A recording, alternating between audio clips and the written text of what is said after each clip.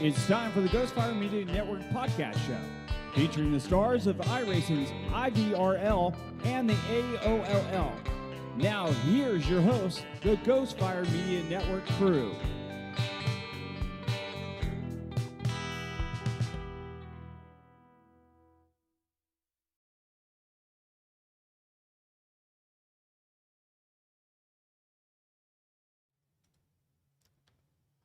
Welcome everybody to this week's episode of the GFM Podcast. We're on episode 21, Josh. It's the Blackjack episode, apparently. So that's what I titled tonight's episode. Have we really been doing this for nearly a half a year at this point? Oh, dude, it's ridiculous. We took a couple of weeks off too, man. For holidays. So I mean, we would be like on 24, somewhere around 24 right now. So yeah. I mean, time flies. It's been a great time. Man, it's been a great time being here. We're on Friday nights, man, to get to hang out with you guys, talk about the races, bring in all the new drivers. I think the best part is learning about all these new drivers. You know, we race with them or we broadcast for them. So we get to see what they're like and who they are. And then the viewers and the other drivers and competitors get to see who they are. Is that one of the people that they like? Or is that one of those people who are like, nah, man, I don't like that dude. Let's see who he is, you know? So it's going to be awesome. Tonight, we're going to start out with Fuel. And then we're going to go straight into Ivrl. And then we're going to end off with the AOLL segment. As per usual, we're probably going to jump around a lot, say a lot of randomness throughout the night. But it's just me and Josh. So we got Justin Anderson out there already talking on it. We appreciate it. Making fun of my collared shirt. Making fun of it. So yeah, I go with the hoodie. He's got the collared shirt. Yeah, two different worlds. Normally I have my GFM hoodie on, and again, it's far too warm in my basement today. I don't understand why, but you know what? I was also too lazy to change. I gotcha. All right. So what's going on with you, man? What happened with you this week? In race or personal, whatever. Tell us about your week, man. Oh, well, basically my life is work and racing, and I don't want to bore everyone with my work life. Ran a lot of caution laps this week. A lot. A lot. 3 short track races for you, just in at least the ones I know you run. Well, I didn't run Fuel. I got to broadcast. And USA International may not be the right track for the Xfinity car. It was fun. I loved the setup, but I know there was a little distaste for it. But I love a very confusing car because I love the challenge. But then we had USA again on Wednesday in the Sportsman, and that was a caution fest. We had Martinsville last night in the TNT. That was a caution fest. So the pace car has been the king this week, it seems like, for the most part. Yes, the pace car driver definitely gets driver of the week. Yeah, exactly. Oh, man. Well, my week has been I wouldn't say it's exciting, but it's changed. I started off in North Carolina, and then middle of the week, I'm back here at my house in Texas. Last week, you guys saw me in the Bearded Adam in North Carolina, and then now I'm back here in Texas. The family's still there. So it's, transition to be back here to a very quiet house. The house I come from has 4 adults, a kid, 5 dogs, and 2 cats. So there's always something going on in my house. And then here, it's absolutely nothing. It's dead. It's just me, and it's eerie. So, trying to transition back to that. But I'm glad I'm back on the racing aspect. Got to go out there, and I got to run the Caution Fest on Wednesday night in the USA International and Sportsman Series, and then call the wonderful Caution Fest last night that Josh got to drive. So, yeah, we'll take that. And I was only responsible for one. Yeah, I was responsible for one on Wednesday night. So. We'll get to those whenever we get to them.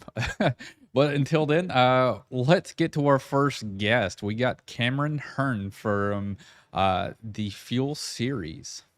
Let's bring him on in.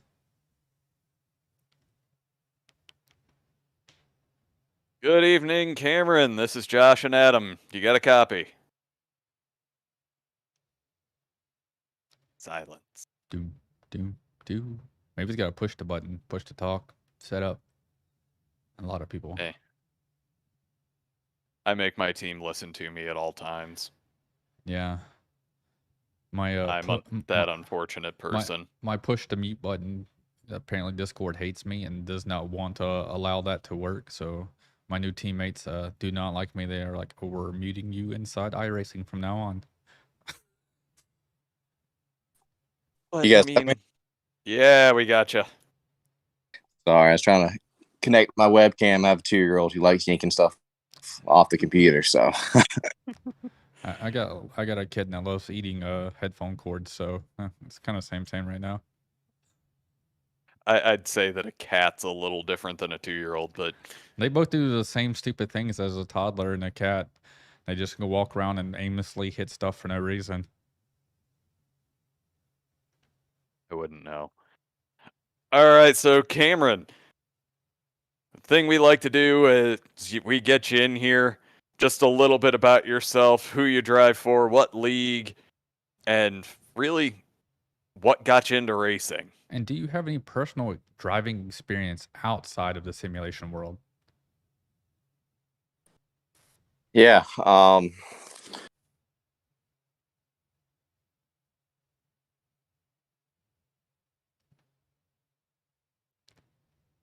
Did we lose you again? Y'all got me now? Sorry. Yeah. Oh, Give me 1 second. I'm sorry. Let me take myself. All right. So I don't know how much you got, but basically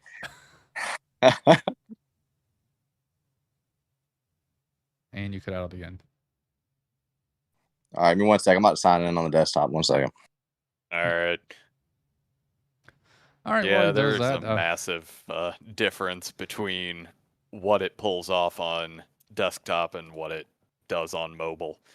Yeah, there's a lot of variations that makes mobile app for Discord not the best choice sometimes.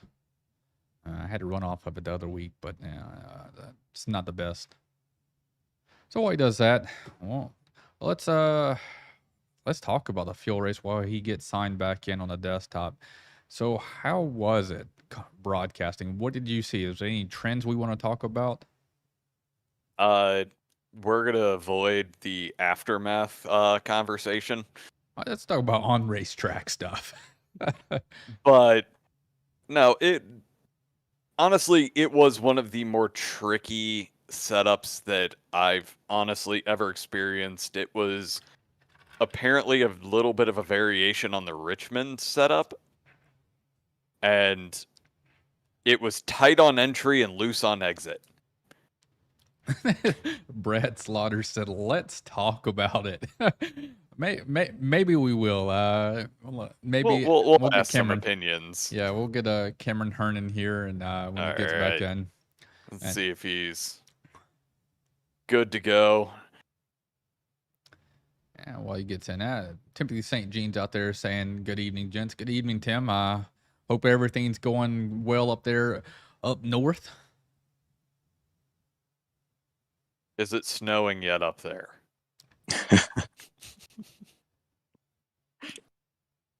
All right, so it sounds like we've got you back. Yeah, there's a bad storm passing through now, but I think we should be good. But going back to your original question, started racing karts around dirt ovals when I was 11, 12 years old. Used to run on a 2-kart team, and then kind of funding kind of fell away and I kind of got out of it and just focused on your standard stick and ball sports.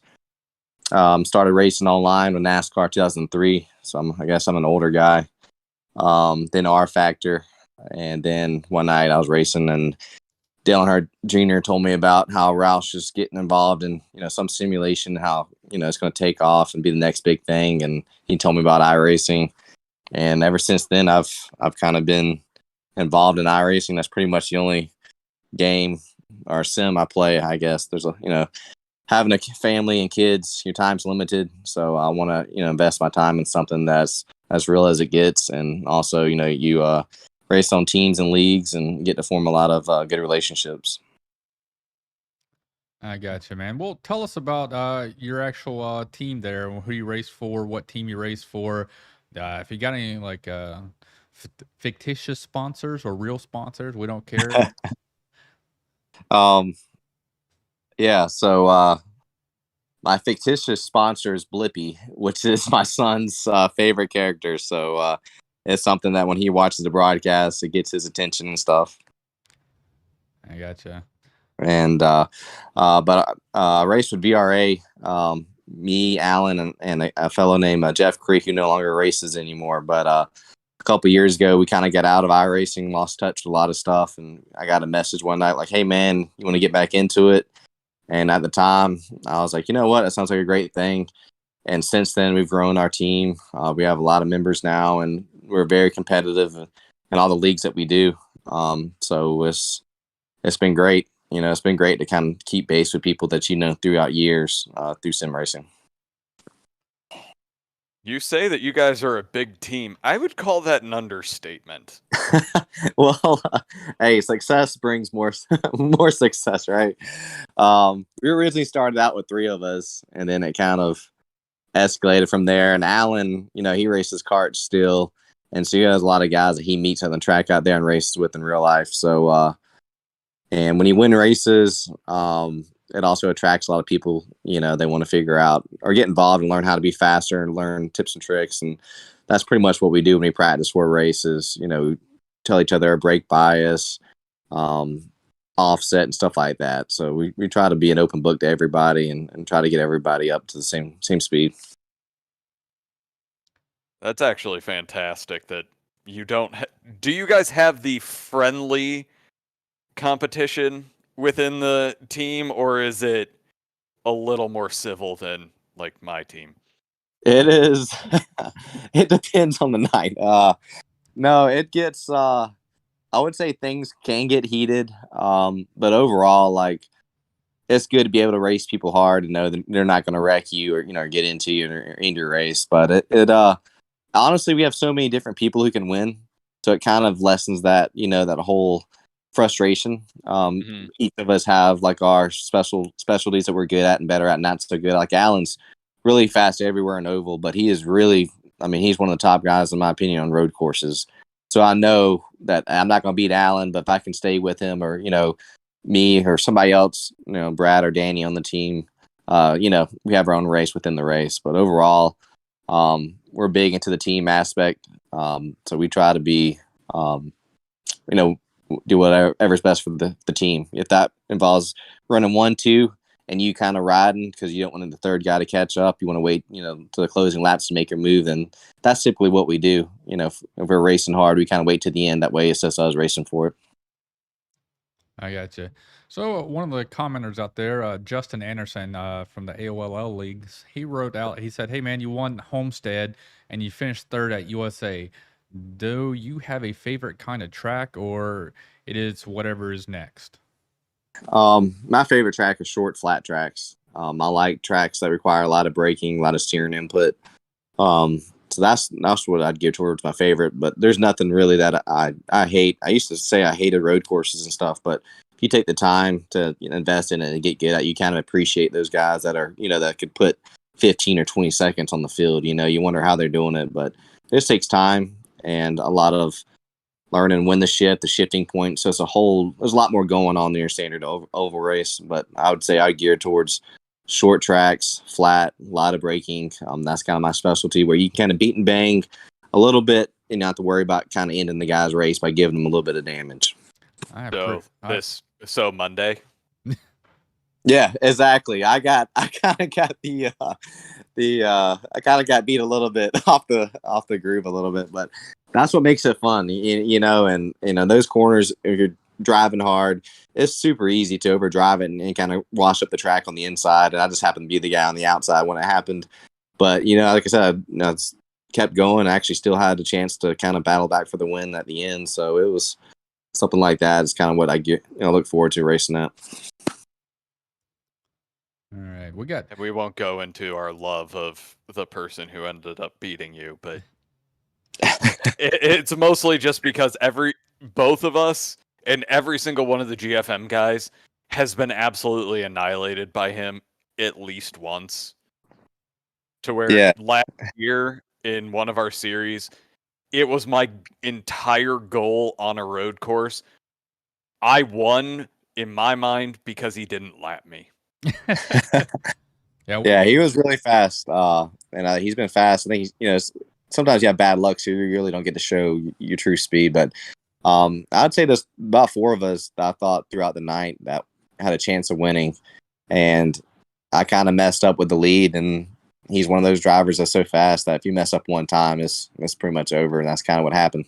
I was going to say, between you, Michael Stroll, Blake, like, you really didn't know who was going to run away with it because the setup was relatively unpredictable and USA itself is unpredictable. Yeah, it's so much easier there chasing somebody than being out front, I'll tell you that, because you can see the breaking points and where they're breaking at and where you can make time up. But once you get to the lead, it's a totally different ball game, and it's so hard to kind of be that precise every lap without messing up. Yeah. Speaking of Blake, the only time I was happy to see him on the track was whenever he was my teammate for the 24-hour at Daytona, because that man knows how to drive that LMP, and got us the pole and really got us the lead. And then the guy to my right up here on the screen, he just took that time away from us. I was the only person to do enough damage to actually require a pit, and it was on the first lap of my first stint. It was also 3:40 in the morning when I took over, so yeah. I blame that one. Yeah, we'll go with that. Yeah. Oh, but no, we had a blast. Have you done an endurance race like that before? I have. This honestly, if things go really well and you actually make it throughout the whole run, even finishing is an accomplishment in my opinion. But having, usually you have a team of. We usually have, I'd say, around 5 or 6 drivers in different stages and stuff. So you have your faster guys, your more conservative guys. And it really is a true team effort. And that's one of the things where if you can stay on the track, stay out of chaos, and just come home with a clean car, you're going to have a chance to win. So I haven't done it in probably a couple years, but I would love to do it again. But it takes a lot of time working on setups and stuff, which makes it really enjoyable, because everybody puts their time and input in. And to actually come home with a win or top 3 or even top 5 kind of says a lot. Yeah, we got that. Yeah, we got the 3. It was a blast. That was my first endurance race in Daytona. We were in the LMPs and we got 3rd overall, and we did a great job. We, like you said, we all came together as a team. We're not all teammates. We're just all within the AOLL blanket. We had 2 different teams. We had the Corvette C8 and the LMP. We came very close to being in the same actual server, but we ended up I think just a slight bit off, and we got separated between stints. So they were the Corvette team was 1 lower than us, so it sucked. It would have been awesome to have 2 of our teams in the same server. But we worked hard together, did a lot of practices, and it really paid off, for the most part. And I can't wait to do it again next year. Yeah, and to me, the amount of time that you put into it and then to actually have a good result just means that much more, So it's not like you just showed up and had a good run. Like, you put a lot of effort into it. So that's one of the cool things about it. Yeah, we had 8 drivers for the LMP, and we found out that was way too many.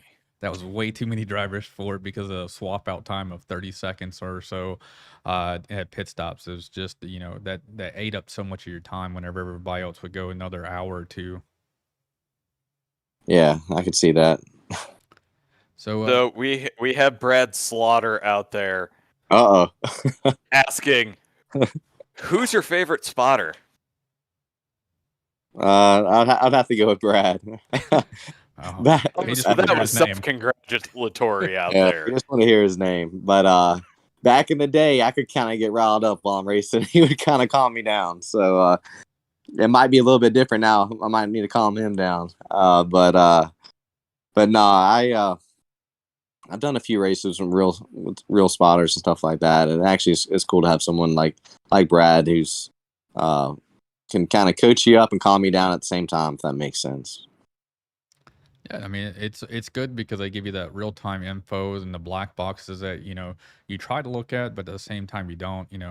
They can start working that fuel mileage strategy if there's going to be one, or at least a pit stop strategy. So I've had a few here and there, but it's never been on a consistent basis, and it hasn't been for a long time since I've had one.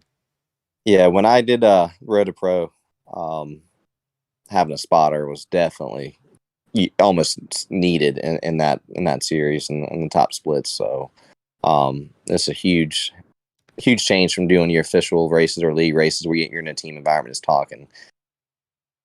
Yeah. So you say you did the Road to Pro? Yeah. I actually did 5 races, had 5 top 5s and a win. I think I was 17th in points. And honestly, life kind of got busy. My wife was pregnant at the time, and it takes a lot of effort and time working on setups. And I mean, you turn so many hundreds of laps trying to find an extra 10th, So I honestly kind of told the guys that it was with a different team besides VRA, but I just told them, just really wasn't for me at this, at the time right now. If this was me 5-10 years ago, yeah, this would have been awesome. But it just took a lot of your personal time, and I guess the older you get, the more stuff you get going on, your time becomes more valuable. And that's kind of why I fixate to the leagues. I have a fixed setup, right? So I can just go in there, practice for 30 minutes and go race. So that's kind of why I strict basically to league races, and that's it. So the caveat off of that, we got Justin out there asking, are you in any other races, or is kind of fuel is the kind of primary right now for this season? I would say fuel is definitely the one I'm focused the most on, just because the team with VRA. We're looking to get involved in some more leagues and stuff, but right now, fuel is my main league that I focus on. And on Sunday nights, we run a league called Slide Jobs, me and Davey Hendricks. But other than that, that's about it. I usually try to get 2 or 3 races a week, and to me, that's my fun, So we might have something in the works maybe for down the road, but that's kind of a top secret right now within the team. Sounds good, man. So let's talk about Monday night just a little bit more. I was not there. Walk us through, what was the overall feel of the track? I mean, it's a short track. The tempers kind of flare. We'll talk about, just dabble a tiny bit of what kind of bled over after the fact. I saw that, I was able to, see the server and see what's going on with that. But let's talk about what happened on the track there. I heard some tempers flared, some drivers were unhappy. Maybe something intentional wrecking was stated. I'm not sure. So, just trying to figure out what all happened there on Monday night. Cause Josh doesn't get to listen to the in-car, audio well, because we're the broadcast. That I really wanted to. Yeah. All I could say is chaos. I want to say it's your typical short track racing at the beginning. You have your early cautions, had some green flag runs, and kind of separated the field a little bit.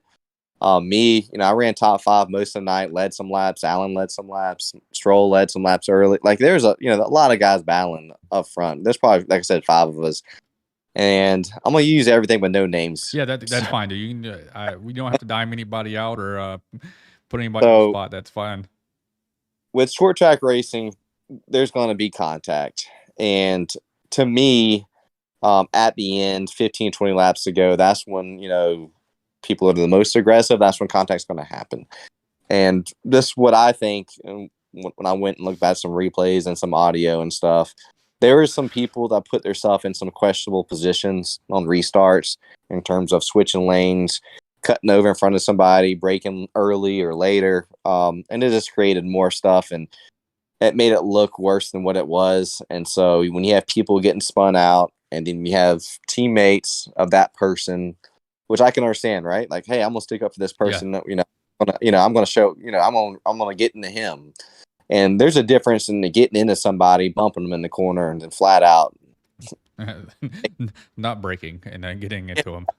Yeah, I'm going to use you as a speed bump. So, and then on one of the incidents on the backstretch, that was probably the main one that caused a lot of issues. I went back and looked at the replay, and it was one of those things you kind of bang doors, then there's net code, and the guy that gets net coded thinks this dude flat out dumped him on the backstretch. So that's one of those things where I try not to say too much until I see the replay.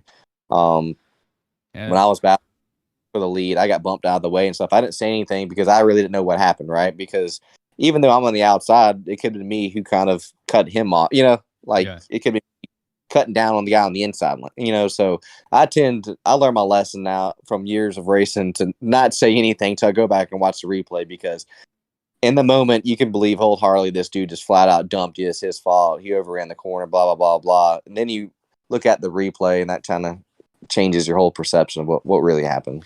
Yeah, I mean, whenever you do that, I mean, like you said, try to hold your tongue, try to not let the heat of the moment get the best of you over official comms to yell at everybody or yell at a certain driver. Try and actually, be like, okay, calm down. Let me go look at it afterwards. Be pissed in the moment and don't retaliate on the track, of course, too. And then, find out what exactly happened. If you were in the right and that person was wrong, you direct that comment directly to them and not in an open forum. And then if it doesn't get resolved or that person doesn't want to talk to you, then you kind of move it out into the public area. So maybe that's kind of how it goes.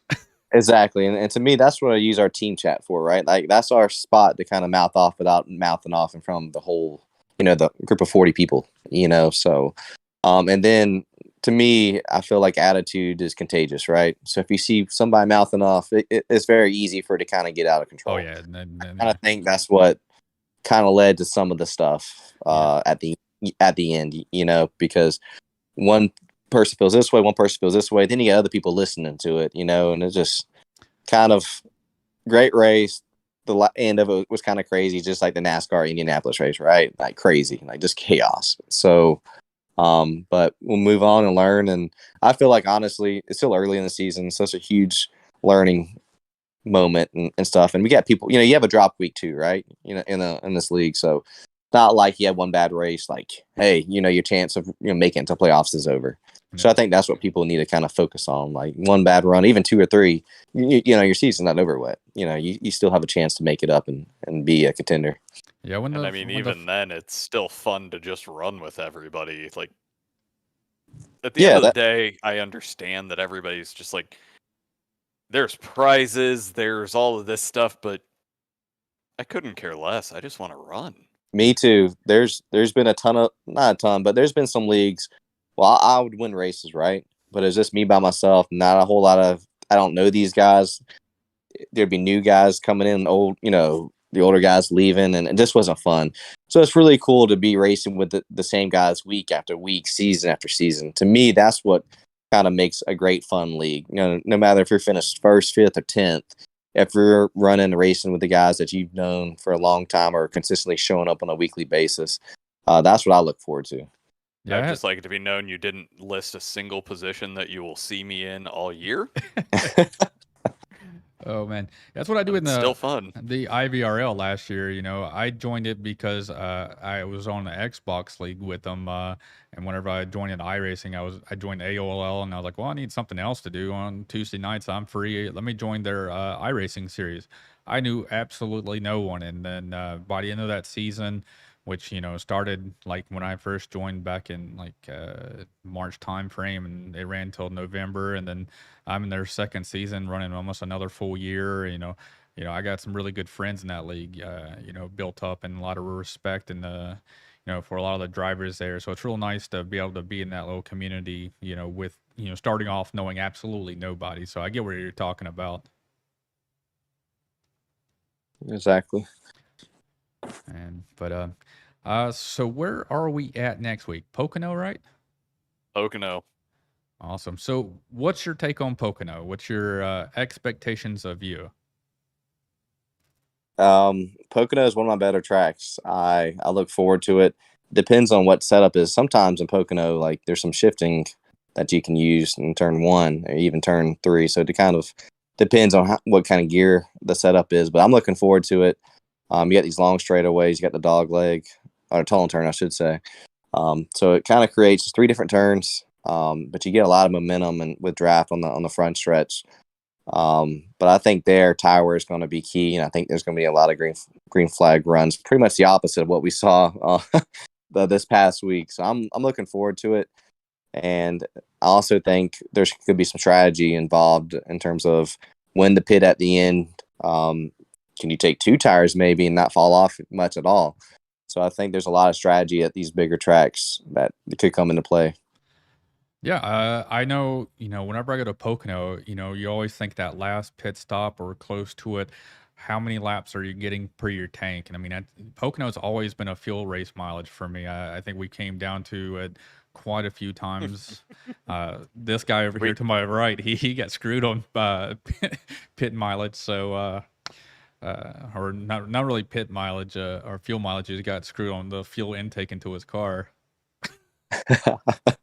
So, but yeah, that's a whole other story. It was on probably episode like 4 or so that we did here on this podcast. We talked about that one. Yeah, let's just say I was not prepared for a green-white checker. Yeah. And then I was fine, stopped, and then the caution ends up getting extended for a lap, which means I wasn't going to make it through the green-white checker. Yeah. I went from 4th to the end. Oh man, but yeah. So what's your prediction? Who's going to win the race? You can't pick yourself. You got to pick somebody else within the league. What is your prediction? I think a VRA team member is going to win the race. How about that? All right. I can live with that. We got with that. Those odds are pretty good with considering the amount of people we have. So yeah. All right. I'm still new. I'm still learning everybody. So it's kind of hard for me to pick a driver. I've done a couple broadcasts so far, but none of them's been on a larger track other than the first one, Daytona. So I don't know anybody's strengths versus weaknesses right now. So I'm going to default this one over to Josh. He's kind of raced with a lot of people so far, so I think he might have a little bit more of an opinion of who he think might win this week. So I do, and I'm going to say that it may end up being a slightly strange pick, but Guile Brooks. Honestly, he was the closest thing that we could say at this point with this car, with all the changes that they've made. He was very strong at Homestead, and honestly, that's probably the closest. And I have this very big thing against picking our guest. So no offense. It's okay. Because normally there's Randy, there was Larry, Nick. Everybody loves to pick the guest, and I'm just like, I can't do that. I just can't. Yeah, and I would say this, and that's why I enjoy running at Fuel, is I literally think that there's probably 10 to 12 people who week in and week out could win the race on their own merit. Nothing crazy happening, not a fuel mileage race, but actually being there on speed. Which is a lot different than some leagues where typically you have 2 or 3 guys that maybe dominate, right? And I think that's what kind of leads to the tempers flaring, because there's so much competition and you want to finish good. So if you have a good run going, something crazy happens at the end, you're just like, man, this can be super hard to get it back because we're racing against some fast guys. But I just think that everybody going forward kind of learned their lesson from last week, and I think that a lot of the stuff got hashed out after the race, honestly, behind closed doors, which it should have been done to begin with. But that's one of the things you kind of learn by fire. I gotcha. Hey, man, it was great having you on here tonight. It was great to get to know you as a broadcaster. Josh will be out there on the track, though, this week with you. I think I'm going to have Carl. Carl's going to come up here in the booth with me on Monday night because Josh wants to get a little bit of redemption after the horrible run he had last time he ran Pocono. I can't miss Pocono. I love it too much. Well, maybe a few weeks or something down the road. I'm in the process of moving too, so all my stuff is just crazy right now. I'll have my mic set up, my nice webcam and stuff too. So I apologize at the beginning for not having my stuff ready. I went upstairs. I'm like, why is all my cords on the floor? So it's just. I feel your pain. You know, I'm in the military. They moved me to Texas earlier this year and took me forever to get my gear. And then I had to go vacation back with my family over the summer. So that's where I was last week or for the last 3 weeks or so, and trying to get all that. You know, all my stuff's here that I use for racing. My, you know, my nice mic, headset, everything, the whole entire rig. So I go back to North Carolina, and the only thing I have is my laptop to kind of go off of to kind of run everything, run my studio and run and do the podcast and broadcasting with. So it's a lot different. So I'm glad to be back here for this aspect, so I can get back into, you know, my wonderful hobby that I truly enjoy. Yeah, and I would say this. I've ran on a lot of different broadcasts throughout my career at iRacing and stuff, but you guys do a hell of a job. I remember the first race, my dad was like, "Man, that was awesome! Like that was real deal. Like, you know, like I felt like I'm watching a real race. You know, so I appreciate the work and effort that you guys do, and it really does make it enjoyable. Typically, I watch parts of it the next day while at lunch and throughout the day and stuff, but it's an awesome experience to kind of watch something that's so professionally done. And so I do appreciate it. We appreciate words you guys. Will get you everywhere. we appreciate you guys putting on a hell of a show for us. You know, without you guys, this booth means nothing. So you guys going out there and put on a hell of a show, no matter if it's a Ruck Fest or not. But there's still great battles throughout the track here in this league. So. Exactly. And like Justin just said, he plugged it just for us. He says, for you guys that enjoy the Ghostfire Media broadcast, make sure you check out their gear. It is pinned on our Facebook I was gonna site. say, you can also get pint glasses.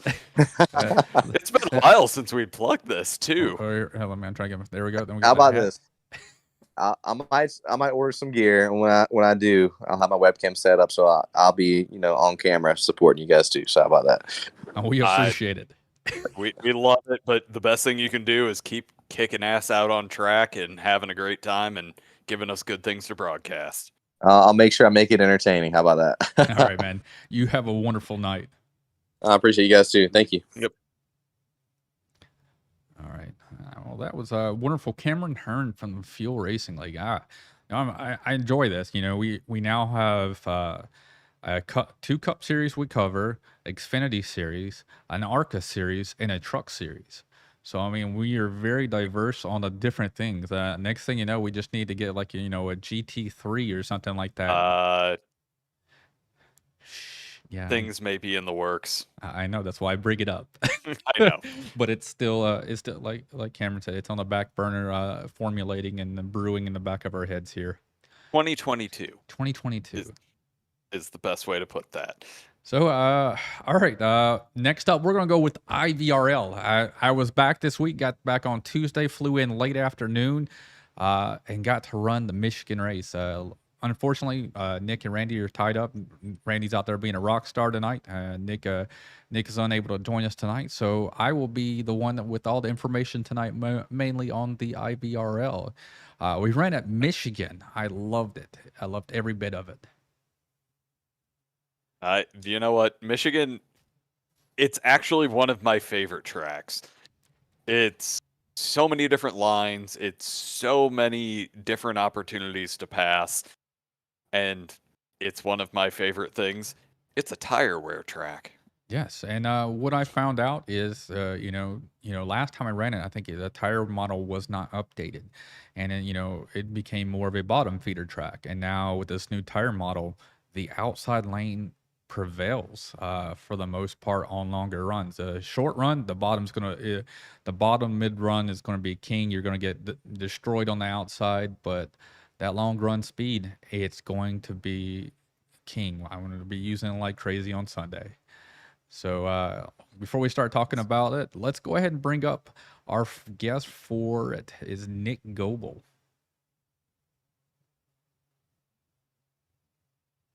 Yeah. Well, I was I'll get into my wonderful pet strategy there whenever we get done. So, Nick, oh, we got a webcam. Hell yeah. What's up? that's good. All right, so this is Nick Goble, everybody. I've known this guy. We've raced together in the IVRL series way back in the day, about a year and a half ago or so, before he made his wonderful switch to the dark side of iRacing. So, Oh yeah. it's wonderful to have you here. I'm working like crazy to get our buddy Richard Michael, aka Ford Tough. He's getting in there. He's getting in our AOL TNT series. He's getting there. So it's awesome to have seeing people that I was with in the Xbox merge over here and race with them again, man. So. Yeah, we've been working with Ford quite a bit lately too, dude. He's getting it. He's getting it really good. Like, I'm proud of him. He should be doing some racing with us this week. I'm not sure if it's going to be in the Cup or the Truck Series, but hey, first things first. Thanks for the invite. I'm happy to be here. I really appreciate it. Thank you. Gotcha, man. So when we bring on a guest that's never been on, oh God, Cody Allen just said that's one ugly dude. Love you, Nick. He's just mad. So first things first, man. Go ahead and tell us about yourself. Tell us who you are, who you race for, your teammates, your sponsors, and then personal life. What you do for a living. If you have any, out of simulation experience. Out of simulator, I like that. Yeah. Well, I grew up in San Bernardino, California, for about 19 years. Lived in North Carolina after that for a while. Ended up here in New Mexico. I was only supposed to be here for like a week, and I just never left. I liked it so much. But yeah, I've been sim racing probably for the better part of 4 or 5 years, something like that.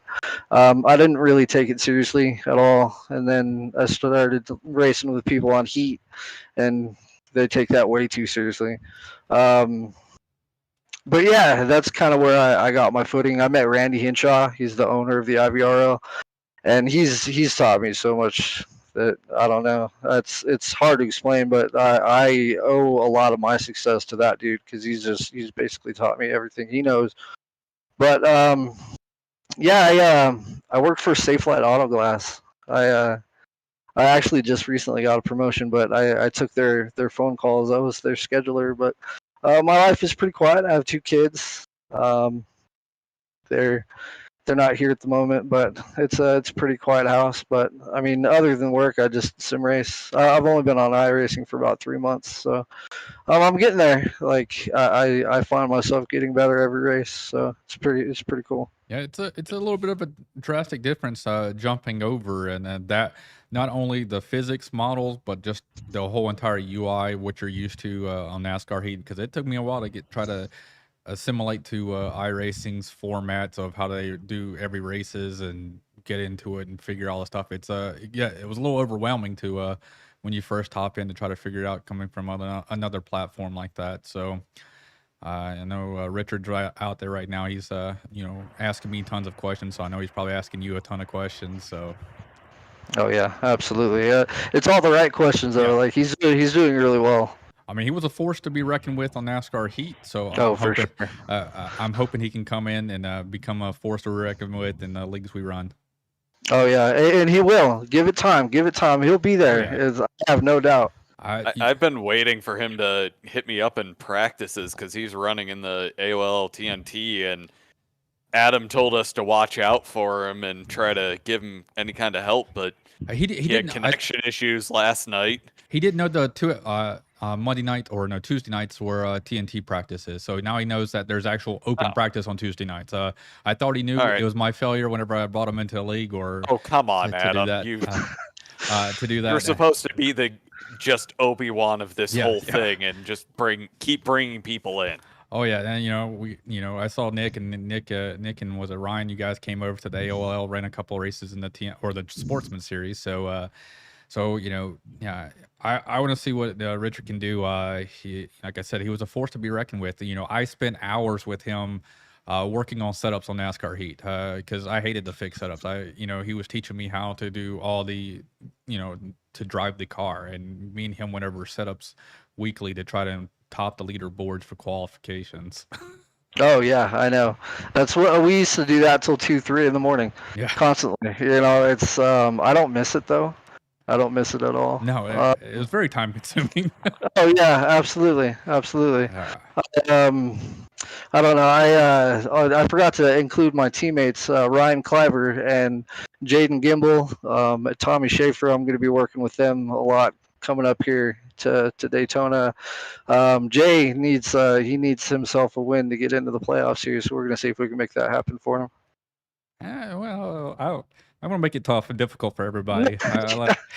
I love me some plate tracks, and Yeah, for sure. we'll get to Daytona, which will be next week's race in IVRL after we talk about Michigan. So, what's your take, Adam? Here's the thing: is you already have your entry. Oh, I know. You need to get more people in there and help. Oh, are you saying that you're a bad teammate? I don't have any official teammates in IVRL. Are you a bad friend? But I have an alliance coming up for this upcoming race, so it's going to be nice to actually have it. Like when I won Dega, I didn't have an alliance. I had friends, but I didn't have an alliance. I had nobody I could officially work with. And did you have Derek? No, Derek wrecked out of the race, I believe. I did have Charles behind me for a little bit, but he ran out of fuel near the end and he didn't run out of fuel. He was going to, so he had a pit with like 3 or 4 laps to go, which put me in the squeeze between Greg Holt in front of me and Joseph Causey behind me. The only saving grace to that was as we came off of turn 4, when I made my move, Causey ran out of gas. So he started sputtering coming out of turn 4. So yeah, I squeaked out that victory. I don't know. I mean, barely. And as I hit the finish line, my engine started sputtering. So I barely won that race. It doesn't matter if it's like by an inch or a foot, man. You still won. So it was awesome. It was epic. I didn't think I had it, and I side drafted him coming to the finish line, and it was awesome.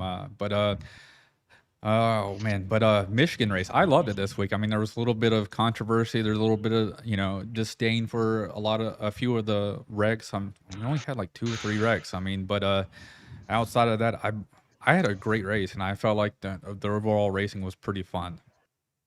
I agree. The first 2 stages were really nice. Third stage, I got into trouble. I got caught up in something that I probably shouldn't have. You had a horrible restart there, nearly like one of the third to last restart or something like that. I think you were starting next to me, and you were starting next to me, and then you just dropped like a rock there on that restart. Oh yeah, I had damage. I pancaked the wall. I was falling too close to Causey at the end of stage 2. I was just riding too. I just wasn't even paying attention, man. And from out of nowhere, I just barely grazed the wall. But I mean, Michigan's such an aero-dependent track. Oh, yeah. Like it's impossible to keep speed even with like the smallest little bit of damage. So it's I found myself in some serious trouble. Got tied up with some people I probably shouldn't have, and they wrecked literally right in front of me. There's no reaction time, nothing I could have done. Yeah, I mean the first 2 stages were clean all the way around for the most part for everybody. I mean, everybody's kind of settled in. I think there was like 1 or 2 wrecks at the most part, but overall, I mean, it was great racing all around the track. I stayed in a top. I know I finished 5th in both the first 2 stages, and the third stage I had a hell of a fuel strategy, or not really fuel strategy, a pit strategy game. When that caution came out, we lined up basically with almost 60 laps to go, and I was like, all right, cool. So it's gonna be a 1 pit stop race, and then another. I think the caution came out like lap 70 something. Then I was like, okay, we only have a few laps on tires. Everybody else came in for some fuel and stuff. I stayed out. I took over the lead, and then lap 90 something came around. That's when it really kind of threw a monkey wrench, because we were just shy of that halfway mark of where I wanted to pit, and put me right outside of my pit window. And I tried it. I went for it instead of being competitive on that last I think we were about 33 laps that we had. I was clutching it going in the corners. I mean, from the get go, like, I wasn't competitive at all in that one. I was off the gas, 3/4 throttle. I was trying to draft anybody I could to save the fuel, going 3/4 throttle. Like I said, and it just wasn't enough. I came up, I think, one, maybe 2 laps short whenever the ticker was coming down. So I dropped in like with 3 to 4 to go just to play it safe because I knew it wouldn't happen. And I was also hoping for that late race caution, somebody being over aggressive or something. I was like, come on, somebody wreck. Dude, I know. I as soon as I got pummeled, I was dead. There's no fixing it. I had like 30 minutes repairs. Yeah, I owe you an apology too for holding you up at the end of stage 2. I ran out of fuel and you had to stay right behind me. You remember that going into the pits? Man, you were how far back I was there, based on the way the pit strategies worked in stage 2. I was that far back that by the time I made it to you, like the people in front of you, they were already well on the pit road. That there's no way I was gonna beat them inside of it or have a opportunity to race them off pit road. So there's no biggie there. I just want to make sure that I didn't get a black flag for passing you going into. I was about to give you a good little bump going in there. If no, I didn't want you to have to do that, man. I was just gonna give you the tip, man. No damage, no nothing. So I'm going to give you the tip. Yeah. Just the tip. Yeah. But yeah, looking forward to Daytona. Got some teammates who really, really have to really get it done. Ryan Cliver's actually locked in at this point, so we just have to get Jay in. We're going to be coming with the strategy. That's really all we can do. Just got to make sure that we. I don't know. I can't really talk strategy because I don't really know what they want to do, but it's going to be wild. I know that. And so, I mean, you don't know what the old plate track was like because by the time you merged into the server, you're on this plate strategy. So, before the outside lane, it's not king, but you could do stuff with it. Yeah. No matter how many, you could have 3 cars versus 7 cars on the bottom. Now you have to have almost equal, if not more, cars in the top lane to make the top lane actually beat the bottom lane, especially at Daytona. It's a little bit more of a trickier plate track compared to like Talladega, and Talladega is still hard to make the outside lane run. See, people are really afraid, in my opinion. Hold up. Spoiler: Tom, he left. Ooh, Tom Schuett left. So news. So Gimble's locked in. Man. Hey, congratulations, Jay. I know you're watching out there somewhere. Congratulations. All right. So that's breaking news here on Ghost Fighter Meter Podcast that I don't think nobody else knew until right now. So wonderful.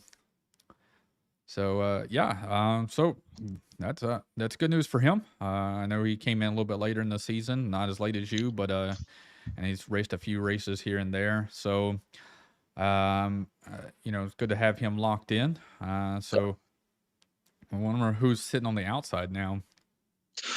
How many places we got are going in? 16 going in. Well, Adam, if you weren't with a win, you'd be the one on the cut right now. Let's see. Yeah, I missed so many races. But it's Ryan Cliver, Michael Payne, and sounds about right. Jay's at 18th right now, so no, I wouldn't be in the cut because I got 579 points when Gimble's got 450, Michael Payne's got 484. So I would be sitting about 14th. I would be where Tom was at right now because I was just a few points shy of him. But I've made way less attempts and starts than these guys due to all my moving, unfortunately. I feel that. Hanging out with the family. Yeah. So, So, is there anybody you don't want to work with at Talladega or at Daytona that's coming up? It's funny. Like all these guys have issues with each other. It kind of seems like, but I'm willing to work with anybody. I get along with anybody, so it doesn't really matter to me. If you push me, I'll push you. That's about the size of it. Yeah. So, I don't know. I work well. I work well with just about everybody. So I tried working my best with Joey McKinney whenever we were at Talladega. He was in front of me for the longest, but if you know how to play it right, you can save fuel in the leader's spot. I did. I saved enough, whereas people behind me that were in the draft, not being the front man, ran out of fuel, and I didn't. So yeah. I know a thing or two about saving the fuel, being a leader. But Joey had to make an early pit stop, and like 2 laps later, we had a caution, which kind of Oof. ruined his chances right there. So he just unfortunately missed out. If he could have stayed out for another 2 more laps, he did it. And then when he pitted, he was by himself. So that's the worst part is plate track racing is pitting by yourself. That you never want to do that. Yeah, right. No way. I'm really looking forward to Daytona. I feel like I'm a big super speedway guy. A lot of people say that, but it's really fun. Just the coordinated craziness of it, I guess, for the lack of a better term, is what I find really fascinating. Yeah, So the only thing I'm asking for is for this upcoming week is that people not race too aggressive. I know we kind of take a lot in this league and not give too much. I hope that we can calm down and wait till near the end. I'm not saying don't make any moves, but don't make too aggressive moves. You got to understand where the runs are coming, how they're coming, and you just can't jump up. I don't know how many times on Monday or on Tuesday night at Michigan, I saw people jump down to the bottom to make a pass that didn't work out, and they slide back up and move in front of somebody when the outside lane has momentum, and you have to, and it just checks up the whole entire lane, and that destroyed a couple cars because of that. Because I'm like, okay, yeah, your spotter said it was clear, but the people on the outside of you got about 10 miles an hour faster than you because they stay on the outside, and you dove down and lost a lot of momentum, especially on the longer run. So I'm hoping that people actually pay attention to momentum runs and not, hey, my spotter said clear, and then just junk the field. yeah, no, I hear you. Especially, I mean, at those speeds, I don't think there's going to be a whole lot of give and take. Like I'm praying that there will be, but I don't think there's going to be. And Jaden Gamble is now watching. He said Nick is gorgeous. I love you too, baby. Yeah, man. I think I'm asking him all the questions because I kind of know him a little bit more. But Josh, what do you have for him?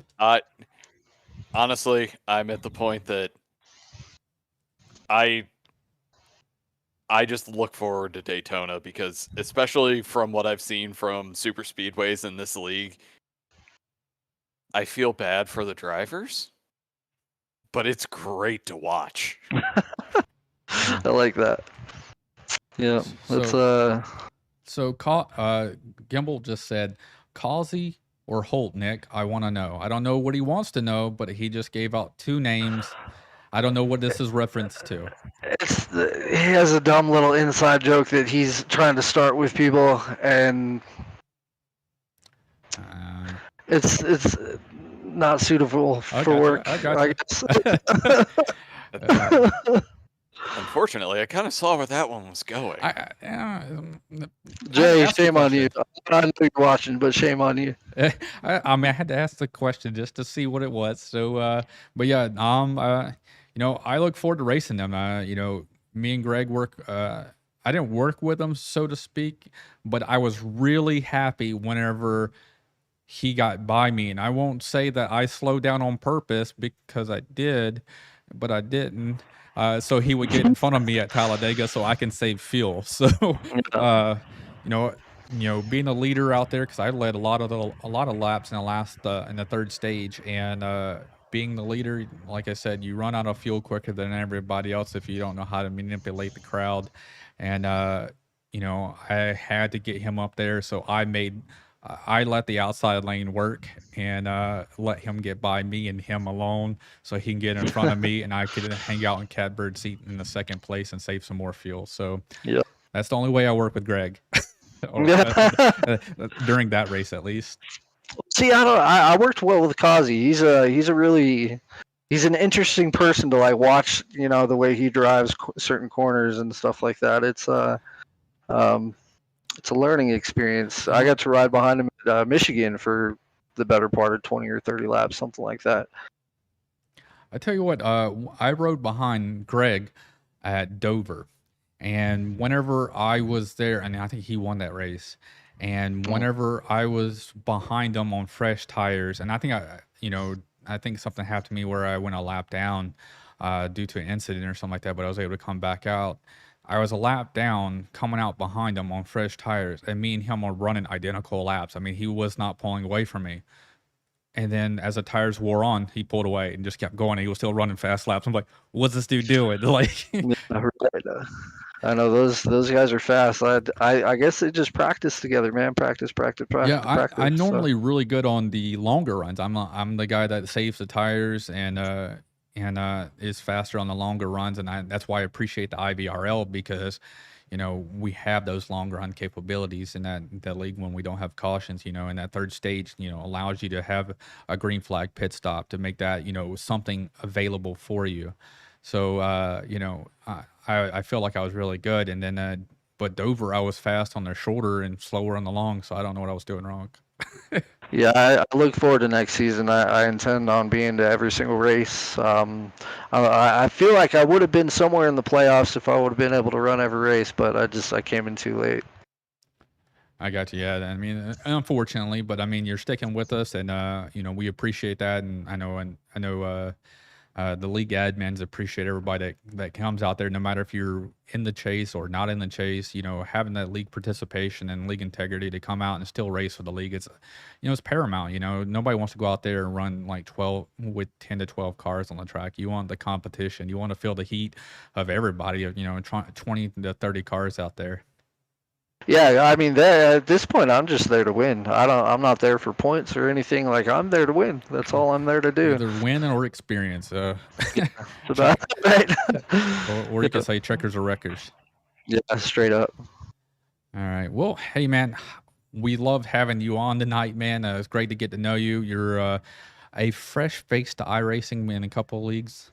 We can't wait to get you back over in the AOL Sportsman Series and the Truck Series. I know you're running Monday night, so maybe I know we're not all, we're not on the same set schedule because both leagues are kind of doing their own thing for schedule-wise. But running in multiple leagues and same truck or same vehicle helps, because normally on Tuesday nights I run a really long race in the Cups, and on Sunday night I'm gonna run the exact same thing in AOL Cup Series. So, but it's nice. So I learned a lot on Tuesday night that I can put in on Sunday night, because I think we only do a 5% difference in fuel weight ratio, or the fuel ratio. So I think 60 to 65 between the two different series. So I get to learn a lot in between when I can't get on and do officials and stuff like that. And I'm looking forward to. Still hasn't won. Yeah, I still have not won there. That's ridiculous. I'm looking forward to racing anything that I can. So anything that really pops up is just really in my realm. So I'm just trying to gain all the experience that I can, really. Yeah. Every time I feel like I have the car to beat in AOL, something terribly goes wrong. I think my last opportunity I felt like I was going to win was Charlotte, and then we ran a Saturday night race, a fun race, and I got used to the 55 mile an hour pit road at whatever track we were doing. And when I went to Charlotte, it was 45, and so I was confident, flew down the pit road, and had it pegged right at 55 as I came in. Caught speeding, I was done for the night. And I was like, couldn't rebound. I was like, man, I felt I had the car that night to make it work, especially on the long run. I was catching everybody. Yeah, I hear you. I saw a question pop up here in the chat, and Cody, I intend to do both full time next year. So, sorry, I just saw it pop up. I figured I'd answer it, but guys, I appreciate the invite. I was extremely flattered when I got the message. We're just gonna keep plugging along and trying to get good results here. But you guys take care. Thank you again for having me. Well, thank you for coming on to our Blackjack episode. Right on. Y'all take care. Yep. All right. So we've completed our 2 segments so far, the fuel and IVRL. Let's take a quick audio break and listen to Pat Patterson. Hi, it's Pat Patterson, the race.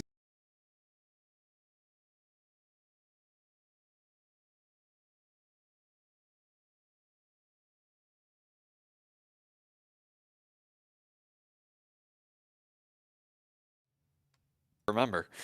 All right, that was Pat Patterson. We love that we were able to get Pat Patterson to give us a nice little voice clip out there. I like to throw it out there every so often. It's very short and sweet. But because Randy knows everyone. Randy knows everyone, and he's not here tonight to name drop, so it's good and bad. So we're gonna move into the AOLL series. Let's see. I'll go into our Discord here. Good sick. Yeah, we got Justin. Yeah, Justin Rodden. We'll just go ahead and bring him in. We'll bring him in for the whole entire thing. We'll give him a wonderful segment here. So let's go ahead and bring him in. Hey, Justin. Do we have a copy? Maybe. Come on. There we go. Oh, so how is the evening going for you tonight, sir? Oops, swirling for a webcam. Oh. Only one without one tonight. It's still swirling, though. Yeah, there's no ugly face. I'm hopeful.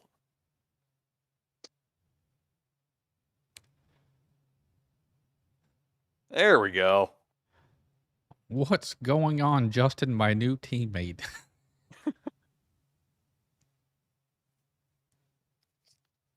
Uh-oh.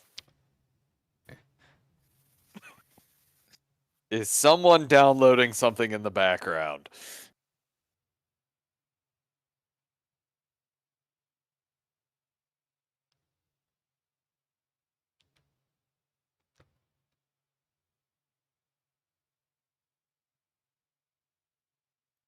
Alrighty. He's a little giggly, so he's trying to fix some issues right now. Looks like a little buffering. It looks like it's starting to pick up a little bit. So he says his laptop sucks. Give him a second. No worries, man. I was gonna say this is the perfect time for Josh mid-podcast pee break. It sounds good. Alrighty. While he fixes that, we'll go over and I'll start talking about what we've done so far for the AOL series. So we have this week we went over to USA International. We brought said we went there in the truck series and the sportsman, and then last night in the TNT series we moved over and went to Martinsville. A lot of short track racing, and then last Sunday, where did we race there? I was not available for that one.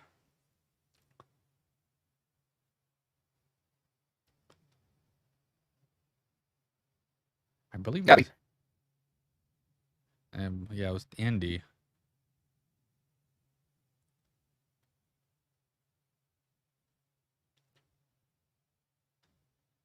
So it looks like you're having probably a little Wi-Fi difficulties, most likely. Kind of looks like you're kind of cutting in there, lagging a little bit. So Josh, while he's getting his stuff fixed, tell us about the Indy race on last Sunday. We'll start with that since So I'm gonna start off by apologizing to Justin apparently because he wasn't happy with the coverage we gave him and Hanner. You guys got me now? Yeah, we do now. There it is. Audio's There it good. is. Okay, You're a I'm little sorry about that, choppy guys. otherwise. Sorry about that, guys. Oh, you're Oh, good, you're man.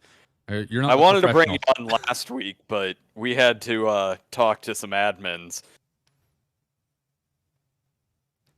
Gotcha. But I appreciate the invite, guys. no, you just joined the league and you're already running at the front. I mean, it's always good to see people join and give Blake a run for his money. No, I'm not giving him a run for his money. I am up Hey, front, but I'm nowhere near him. I'm sorry. He's way far ahead of me on that. I mean, yeah, you're trying. I thought, yeah, I mean, Watkins Glen, I thought I'd get lucky there because he kind of messed up the bus stop there on the restart. But after he collected himself, he just pulled away, and I had no chance. So playing on another level compared to me is so. But yeah, running up front, I'll be honest, that's a shock to me. I wasn't expecting that. I'm in the past running in leagues. I'm actually would have considered back marker, I guess you could say. So to be able to come in there and run up front with the talent that's there, that's shocked in me, but also I'm like, well, good. That means I'm improving. Yeah, and you don't want to talk about back markers until you watch me run in the cup. You can't be that bad. I may be good in the TNT. Different cars don't translate saying that's going to be the best. So,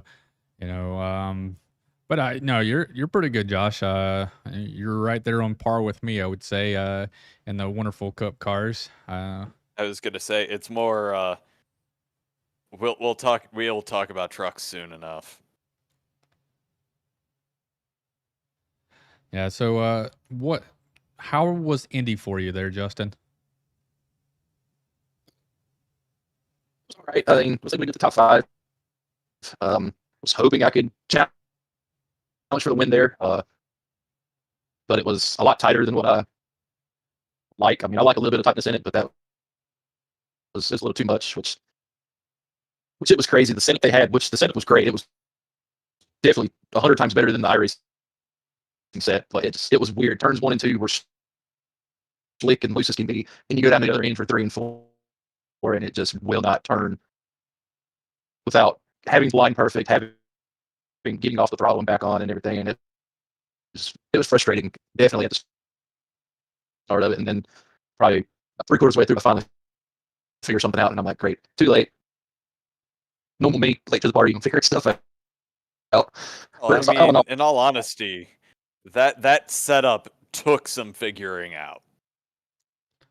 Yeah. Yes, I'm sure that. I commend the admins for going out there and trying to better the league with better setups. I'm looking forward to Sunday's Michigan. I don't know what the Indy setup was, so I can't speak to that one. But I'm looking forward to it because I raced Tuesday night in the default iRacing, and then I raced last night's Michigan setup. It's loose on start. It's going to be a little bit spicier, I would say, whenever the first 3 or 4 laps until the tires warm up. But the long run speeds and the looseness that stays throughout the whole entire 30-lap run-ish that we get is on point. Compared to the actual iRacing setup, you kind of start pushing later in the run. So I commend them. They're working hard to test these out, grabbing these setups I think they're getting mainly from Edward's setup shop. So we appreciate them putting out some good stuff, and then sometimes they might make little tweaks here and there. So, I'm looking forward to it. Oh, yeah, definitely. I haven't yet messed with that setup yet. Unfortunately, I normally try to get there earlier in the week once they post it and test around with it, and I haven't been able to do that this week. So I'm looking forward to it as well, of getting on there, seeing how it feels, and hopefully it's to my liking and to my private style. Well, and I was running before Adam jumped on since he had broadcasting duties last night.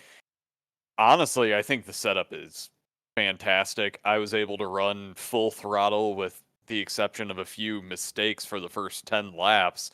Granted, after 3, you're running the high line the whole time.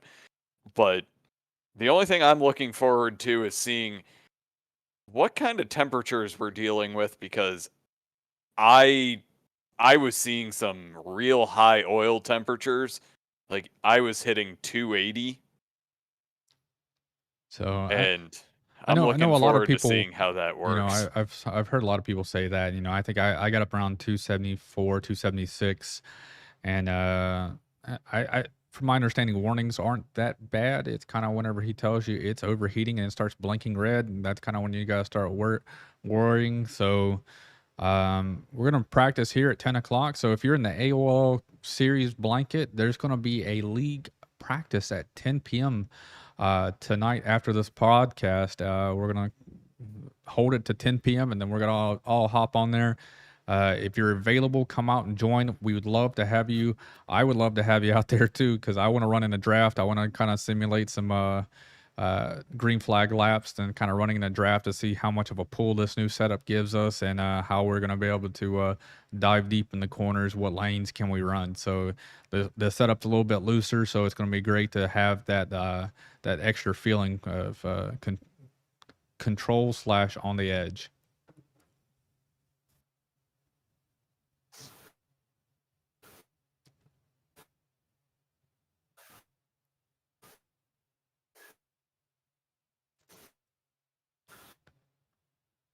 We're back. I saw a random hiccup on mine. Maybe Discord is starting to, show its stupidity. Sounds good. Yeah, it could be. You still got us there, Justin?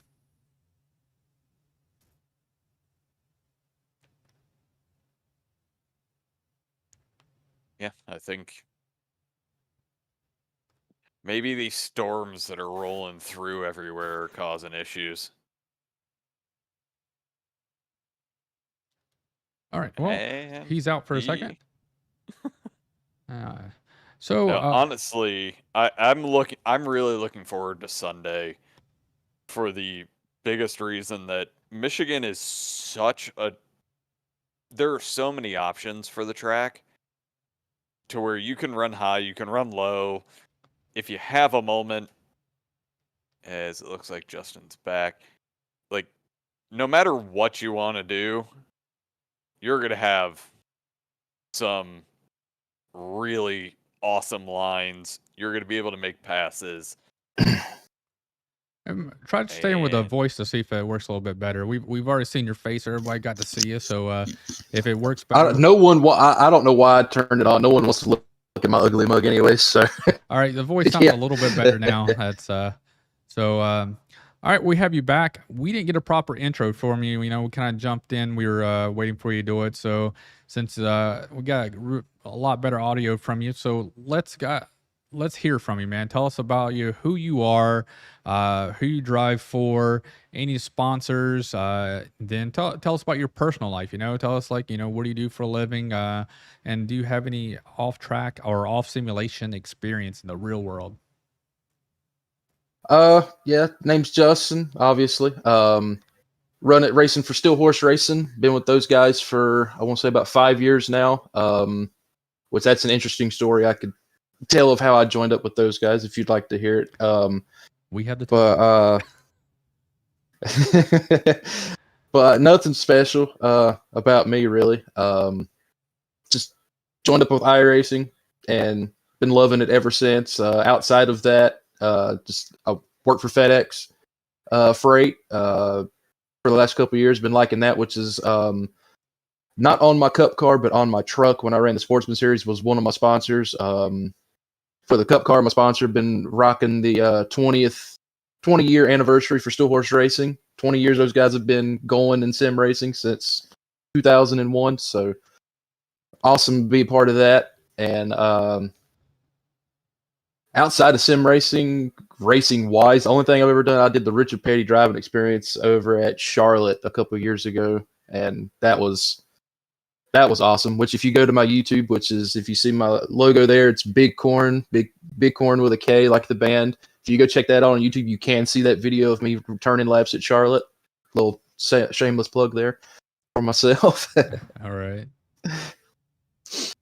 So question. So we have two Justins in the Steel Horse Racing blanket, and they both work for opposition teams there. We have one that is the USPS driver, and we have one for FedEx. Is there any clashes within your team there for having opposing forces? No comment. I bet the other Justin will have a comment because he already has. Abso-fucking-lutely. Which, in honesty, he's actually outdone me a lot of the time since I've joined AOL2. So you know what? For now, I'm going to give it to him. So, but once I get to where I can run a full season of AOL, that's when the deciding factor will be on who's got the betterness there on that one. I think one race I will go for my old stomping grounds and drive a nice brown truck. Maybe one day on the podcast, because I still unfortunately have the uniforms. I'll wear one. The other Justin said, "You're an awesome teammate, but I have a better sponsor." So he's saying USPS is better. Yeah, but I got a better paint scheme. Oh, man. So, what was your take on the Indy race last week outside of just the setup alone? How was the racing on the track? I thought it was great. Had a good long green flag run there to the end, and everything. Not too bad. From my own standpoint, like I said, it was just a little frustrating there at the beginning of it with the differences between the ends of the tracks. But other than that, wasn't too bad. Like, I enjoyed it very much. Like, I know it's probably boring on the broadcast side of it for people watching, but as a driver, having a green flag long run, I love that. Like, that there is, yeah, it turns it into a fuel mileage race, but like, to me, that adds, it's a different type of excitement, and from a driver standpoint, in my opinion, on when it comes to doing it like that, having to figure that out and such. Was it? I will be the first to say, even in the broadcast booth, there were battles throughout the pack the entire night, even as we were going green flag. It was just brilliant racing across the board. Oh yeah, when Justin and Greg ran off from everybody and they're running nose to tail, that when I went back and watched it, I'm like, that was freaking awesome. I thought when them two were together, for sure. So was it because was one side of the track shady and creating more grip, or is it just the way it was that night? Because sometimes iRacing kind of gets the weather correct, whereas if one side of the track is a little bit more shady, it has a little bit more grip, versus the other side that it's out in the sun, you're pushing and it sucks. I'd say for me, and it was actually the opposite, which it could have been also from my graphics, because I need to upgrade my PC, so I have a number of my graphics turned down. 1 and 2, where it was real loose, looked more shaded to me than 3 and 4, and 3 and 4 was the tight end of the track that had what looked like a ton of sun on it. So I don't know what it was. It just one of those iRacing things. The only thing I could figure was it was wind. Yes, that I continuously forget that wind does play the factor at that track. So that more than likely also played a factor into it there as well. Gotcha. I just wish it would have ran like it was when I was testing earlier in the week, because I was running probably about a half a second quicker than what everybody else was during practice there. That was that I was on par with. Justin and Greg, they were way quicker than I was, but the guys I was running with, like, I was definitely a half a second faster than what I ran for qualifying and practice when I was doing my testing earlier. So, but hey, that's what you get with dynamic weather, which makes it, adds another fun element to it with all that. So, and the track was significantly warmer in comparison to what even the Thursday night practice was, to where when I ran there, it seemed very tight for the setup, but Sunday I ran some test laps and it loosened up, and I honestly, with the exception of the different ends of the track, it was brilliant. And I want to, once again, thank the admins, because people pointed that out and was like, hey, on Thursday nights, when using dynamic weather, Sundays is not always the same. We have 3 to 4 hour practices. I think maybe 5 hour practices on Thursday nights. And next thing you know, Sunday we got that 1 hour before the race, but the track drives 100% or about 60% different than it did on Thursday night, and it's a whole different feel. They understood it, recognized it, and then threw an extra hour practice on Sunday night. So instead of practice starting at 7 and race starting at 8, now it starts at 6, and practice gets 2 hours of it. So I like that aspect. You'll be able to go out there and run some laps, because throughout, if you jump in at 6, by the time race comes around, the track could drive a little bit, hopefully better, because the sun hopefully goes going down, or temperature goes down. So I commend them for seeing all these things and make the changes when it was necessary.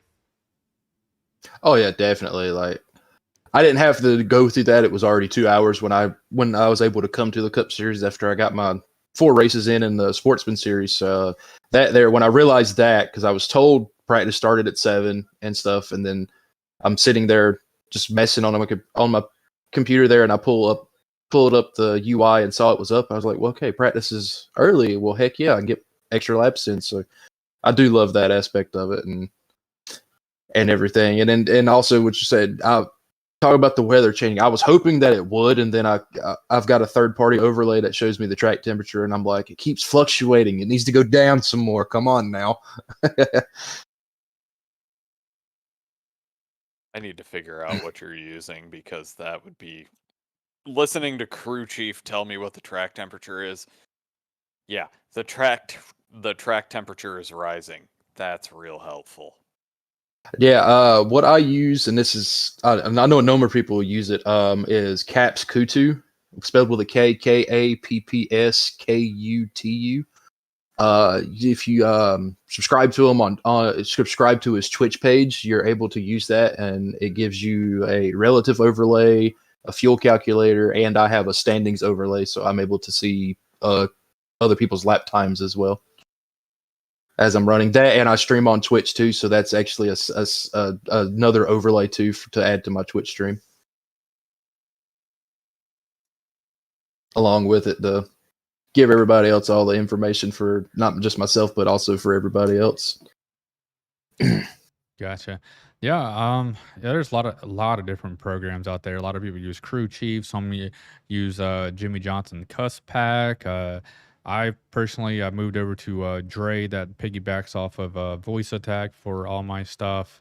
I initially did it when I was the league admin for the Sportsman Series and AOL Cup Series, because I could just hit a button. I could tell it to black flag or clear somebody's penalties, end of line, and do all these things on top of all the different things that like kind of crew chief does.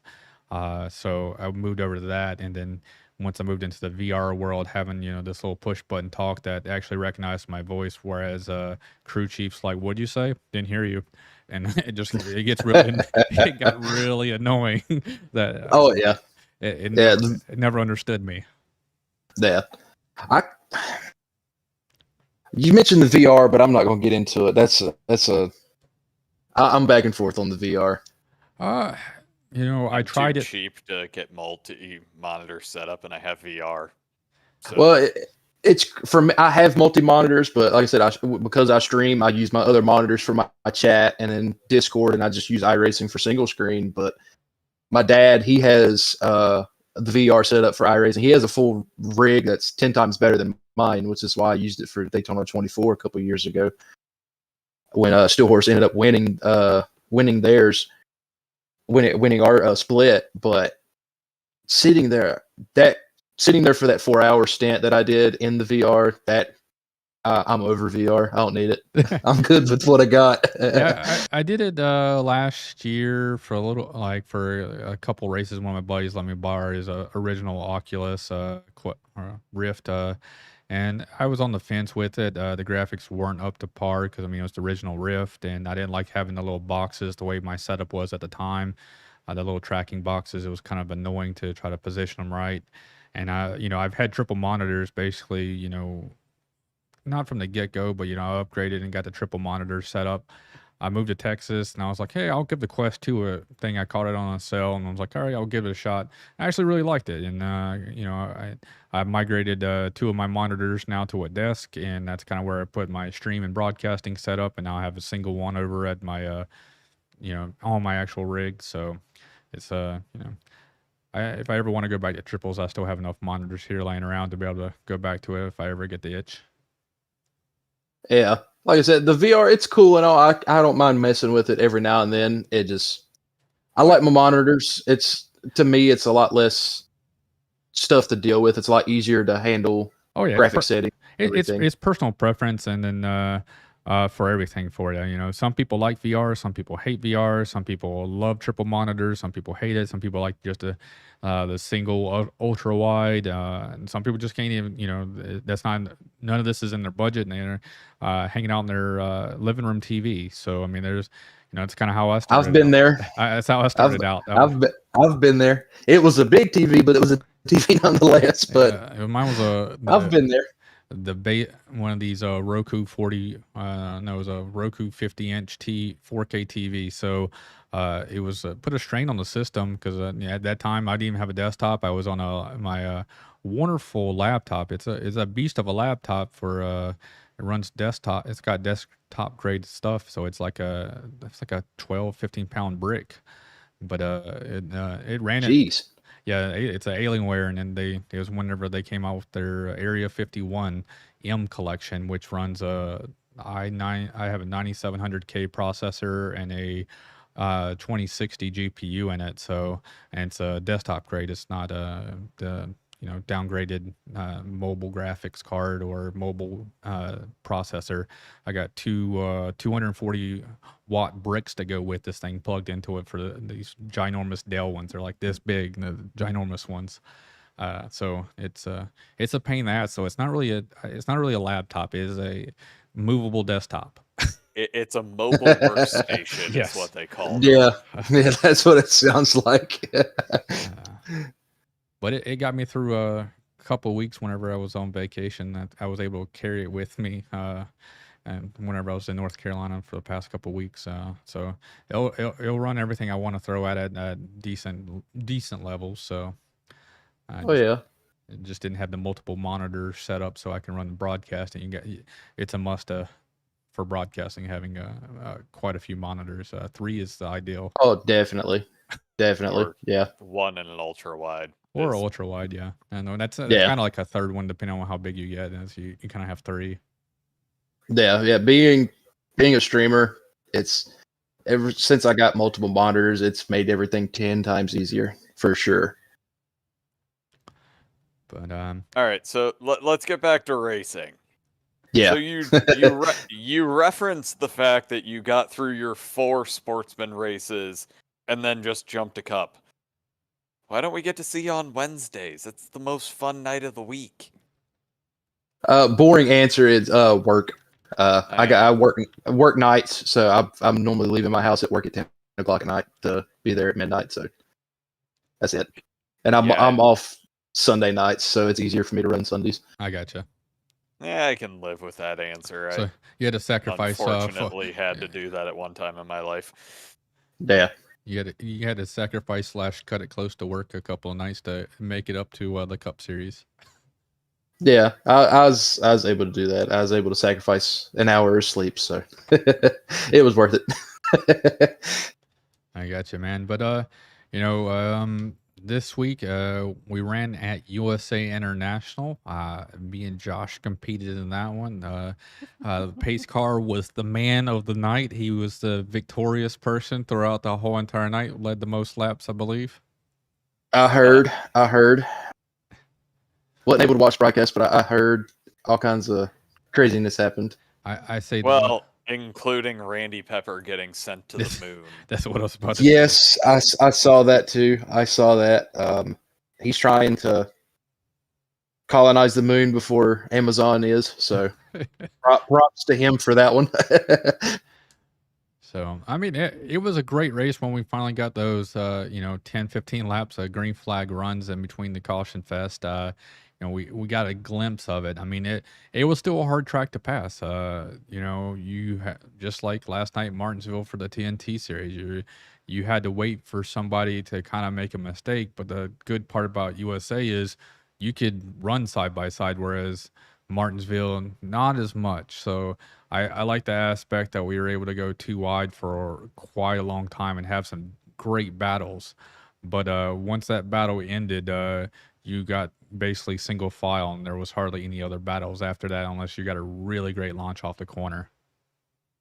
Yeah. And in the past, in other leagues running USA for either trucks or super lates, it's always been great fun running there, being able to run side by side, like you said, and always a favorite track. If I see it on a schedule, I'm like, ooh, hey, yeah, that should be a good one there. Yeah, the only thing last night, I tried to be aggressive, but not as much as some other people. I watched Blake lap after he went 3 wide and passed me there. I see his rear end just keep sliding off, like going to the right after every corner, like exit. I'm like, this dude is pushing it every single lap.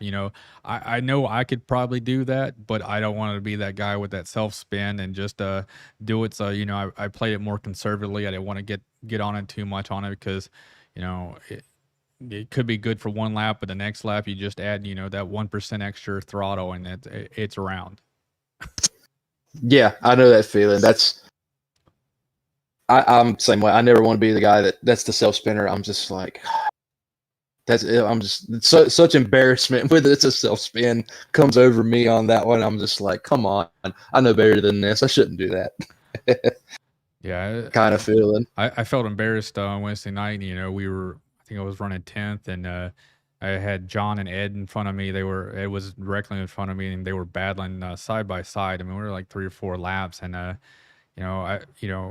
talking with Ed, he said he braked just a little bit earlier than normal.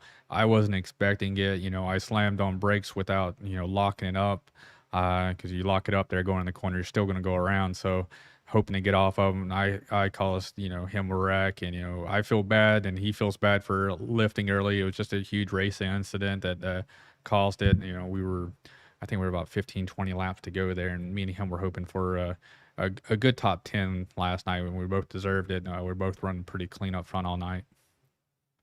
You let Randy Pepper beat you.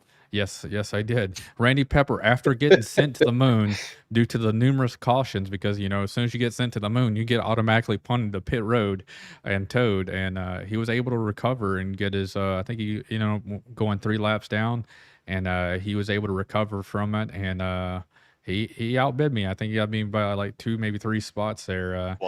One. He was directly in front of you. I was racing Stephen Dominy, I think, door to door right there at the end, so I don't know exactly where we were at. Me and Stephen Dominy, we had battles throughout, no matter where we were out on track. We moved up front after everybody else pitted and kind of changed some stuff around it, and then next thing you know, like I find myself next to him again, which is not a bad thing because he was running fantastic. We were running hard as hell last night or on Wednesday night for it. So I commend him for his wonderful driving. And he was to the outside of me when Blake went underneath me for 3 wide. And I want to commend him. I think he had situational awareness that Blake was doing that. Let me have the middle lane, and he got pushed out to the outside lane, but he still was door to door with me coming off with, I think, turn 2 after Blake already passed us. Yeah, I honestly had a blast. I look out in the comments and see Justin thought the setup was amazing. I absolutely loved that setup, and you commented on Blake sending the back end around on every single turn, just that little bit. Those are the kinds of setups I like. Is, you know what? I know I'm gonna end up having to catch a little bit of a slide coming out of the corner, but I'm more than happy to do that because I'm able to get that hard on the throttle coming out of the corner. I like it on short tracks like that. Like Richmond, I don't like it. I like a little for Richmond. I like a little bit more on the stable side where I can feel like I can lean into it without trying to spin there coming off a turn 4. But like short tracks, yeah, you expect that coming off the corner because you launch it really quickly, then you're back on the brakes, and that's kind of like the nature of the beast is trying to get that great of an exit. Yes. So, but next week, where are we going in the Sportsman Series next week? Sportsman? I meant to look it up earlier today. Worldwide Technology Raceway Oval. So, Gateway. I don't think I might have to sacrifice a Wednesday for that. I don't know if I've ever run a lap there. Oh, it's basically take Motegi and stretch it out. Yeah. Yes. Yeah. It's absolutely. I I have always loved this track. You got long runs, you're gonna have braking zones. It's flat. I'm gonna have to try that out tomorrow. Then I got a lot Actually, of time on my hands. to me, I say it's not as flat as what New Hampshire would be. That's good. Like like I feel like there's a lot more banking compared to either Martinsville or New Hampshire. There's banking on Gateway, but it's still minimal. But it still feels very a lot faster because of those long straights that they have going into them. Yes. Yeah. I gotcha. And that's why like I said, I love it. And generally, I don't like those kinds of tracks. But sometimes you get that little feel for it. Yeah, that's how I am for it. Like New Hampshire is all right, but Gateway is complete. I have a way different feel for it. So yeah, I might have to show up Wednesday to run that. All right. I'll have some fun with you. Oh yeah. All right, I'll hang out at the back with you. Let's move into this. Run at the very back. I'm a mid-packer. I'm just joking with you. Let's move over you to can make fun of me all you want. Let's move over to the fun one. Last night at Bartonsville in the TNT series, there was a lot of action. It was actually a lot of fun. It looked like a lot of fun whenever you guys got those green flag laps, and I mean you guys up front were really giving it all she had, trying to make every inch count. And there was a lot of passing when possible, but at the same time, it was very difficult for you guys to pass from the broadcast perspective up here. It's Martinsville. Of course it's difficult to pass. Oh, I know. Got to use the bumper a little bit. Well, we were running the ARCA, which makes that impossible. Yeah, that's true. I'll give you that one. You lift the rear end up on the ARCAs. Which, unfortunately, I did deceive Domini, and I hate myself for it. And it took me... The second I got into him, I was already calling for the EOL, because, yeah, I was an idiot. You just seemed like you had a really good center, and I think the people in front of them, I think they kind of checked up in front of them, but you just had a good roll. It happened entry into the turn. Oh, I thought it was more in the middle. No, it was entry. Randy, man, this man was on another planet being able to get into these corners on the outside, like that nobody else was getting. He would roll almost all the way to the center, and sadly, there was always somebody in front of him he would hit. And he got the 3-strike rule last night, but I mean, I would love to see what he would have been able to do if nobody else was on the outside line with him whenever he was making those dives into it. Because I don't know if he was going to make it stick or not, but this man was on a mission to make it stick. As he might have been running a lower brake bias, because I have had that same thing in both trucks and Cup. You put a real low front brake bias, and that thing will you settle it on the top, and it'll roll in there way better than anybody on the bottom sometimes. He closed the gap, about a 3-car length gap on everybody on the entry on the outside lane, and sadly, when he does it at that rate of speed, he got into him, and you just come in with that much momentum, and if you get on the brakes too hard in the center of the corner, you're done.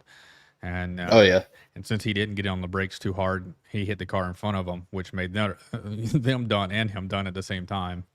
Yeah. So last night was one of those really tricky kind of setup nights, to where we started, there was still a little bit of sun, but by the time we hit halfway, it was pitch black. So I'm one of the people that generally will change my brake bias throughout a run. And I didn't need to, because the track temperature changed so drastically. I was able to keep it really far forward for the entire run in comparison to what I normally do. I gotcha. Because normally I roll it back as the race goes on, because need that front grip. Yeah, I mean, it was an interesting night. You know, a lot of shakeups due to a little bit of wrecks there, a little bit of over driving. The leaders got punted to the back, and then mid packs accident happens. You know, people pit off different cycles, which made people that are up front move to the mid to the back, and it was a lot. You know, it was challenging all night long, and but you, Carl, Blake Z. Brandon Bernhardt, Stephen Domney made it back up to the front. So I mean, you guys were all fighting hard at the end. I think John Gordon finally made it back up there. You guys were all fighting pretty hard for every little spot, especially on those restarts. There was one where I think you started in second, Josh, and I can't remember who was below you, and they blew your doors off, and then the next one you got to be on the, since he blew the doors off of you, he's now in second spot, and then you get the caution, you're sitting in third, and then you get the jump and you blow his door. Derek, okay. And then who was my champion of the night. The man was running with a broken hand. Yes, he was. Keegan Harvitt did it a couple of months ago on TV, so It doesn't matter. If you're sitting there basically running with a single hand, and he was chatting in race with Adam. He was also using an 8 shifter. Yes, he did not have a paddle shifter. He has an 8 shifter, so he's doing it one-handed and shifting over here with it. He said that whenever he got that one of the last cautions that before he dipped out of the race, he said the shifter fell off while he was doing it. So that's he was trying to throw it in reverse, and then the shifter went off, so he just ejected himself in the pit road, and he's like, "Hey man, I'm calling it a night, man. I had a great run. My hand's killing me. The shifter fell off. The world was telling me to take a break. Have a good night." But yeah, man, he was doing all he had. Unfortunately, people wrecked, but that left a door open for him. He got to lead quite a few laps last night, and then Carl, finally, when he moved up, he was able to get by him because Derek didn't pit all night long. He was still on this entry-level tire, the tires he started with, whereas Carl, I think, had at least 40 laps fresher tires. 31, I believe. Yeah. And honestly, I did bad math yesterday before the race, and that's the only reason I actually ended up pitting. So yeah, sometimes bad math is killer. I think I might have had some bad math on Tuesday night in IVRL that got my hopes up, thinking I could make it on fuel.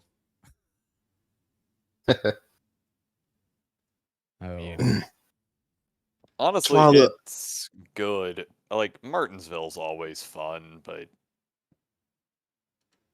it can be. But it's yeah.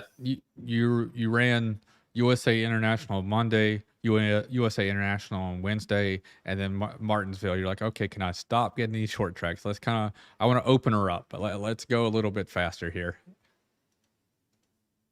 Well, but the weeks before that, it was intermediate. Well, you had Roval. No, you had the Charlotte Roval, then the. Well, oh no, that's what I'm thinking. It was road course, and then Indy. So that's how I felt coming into the Sportsman Series. It was, oh god, it was either Sportsman or one of my first cup where we did dirt. We did Bristol dirt, then we did a road course, and when we finally went to Phoenix, I was like, finally a track that I can actually sink my teeth into and show what I got here. Oh no, that was definitely Sportsman. Yeah, that was a Sportsman race. Because right yeah, you got to see Road America, Bristol Dirt. Yes. And yeah, that's Phoenix. Yeah. And when we went to Phoenix, I was like, oh, finally a good track I can go. I can actually show what I got. Because I had a brain fart at Road America, and then Bristol Dirt was just crazy for everybody, it seemed like. And then to Phoenix, I was like, yes. Yeah, I was very strong on dirt, and then just unfortunate things happened, and some of them were my own doing, some was other people. Once again, just the bad luck that kept me away from being up front and racing anybody in every dirt track that I ran this whole entire year since Bristol Dirt came out. I've done like 3 or 4 different league races, and every one of them went wrong. Yeah, I feel you. I had that in another league running Bristol Dirt when it first come out, and same thing. Just running good, and then something happens in front of me, and then I'm dead. I don't know. Something clicked when we did that fun race before we actually did the league ones. Whenever I was running with Josh and Billy, and then like halfway, I was running like trash the first half of the race, and then something just clicked on me. I was like, all right, this is how we do it, and I took off. And then I was like, I love this. Let's do this. Like Yeah. But I just could never kind of show what I actually had in store due to just horrible bad luck. Yeah. Larry got third. Yeah. Larry got third, and now Larry does nothing. Yeah, he has the best excuse. She's pregnant. She's magna. She's. He acts like he's got a kid due in the next like week or so. I mean, doesn't he? Maybe. Hopefully he doesn't have his kid on my birthday. My birthday's coming up, so hopefully has it before that. What? Oh, mine too. Hold, please. Hold, please. What? All I say is I'm going to be racing on my birthday, so I'm hoping I get a win. Oh, never mind then. I was hoping it was on a Friday. No, it's not a Friday. Dang it. That's it. No, that's my birthday. That's a Friday. Am I racing on a? I'm racing on a track. I'm going to have a shot at winning. Super Speedway. Super Speedway. And I have some really good teammates that now. is a joke, but yes, and I actually have teammates now that won't dump me and they go for somebody else. Because last time I had a really good shot at. That answers my question. Last time I had a good shot at winning at one of the plate tracks in the AOL Cup Series. Justin Anderson chose not to go with me and stayed behind his teammates and he was like 3rd or 4th in line in his teammates whenever I jumped out, and he was behind me, and he decided to suck up to get behind them and not help push me to the win. But that's before he really knew who I was. So I'll take it at that right now. Take it as that. But ever since then, he's worked hand in hand with me. But I just, unfortunately can never get up to the front. Once again, bad luck on the tracks that I feel like I had one of the best, a really good chance. You kind of do. I'm episode 20 of the podcast, Justin Anderson. I've done like, I don't know how many broadcasts. You should know me now, man. Yeah, he doesn't. So. He's choosing to ignore you. Don't feel bad. He doesn't know me that well either. So, but no, I'm looking forward to moving up. Just moved over to a new team, and hopefully we're gonna have some really good chemistry with me coming on board.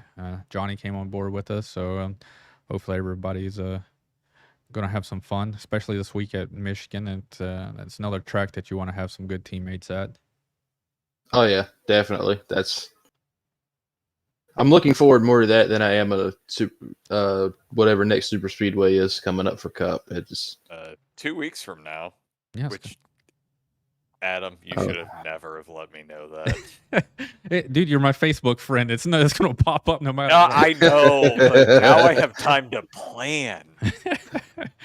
Yeah, speaking of birthdays, I have to tell this.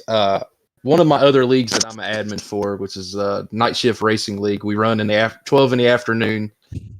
Our broadcaster's birthday fell on one of our races. So the team that I was a part of for that league, there was about 5 of us, and every single one of us all ran the same paint scheme, saying happy birthday to Checkers and Records, which is our broadcaster.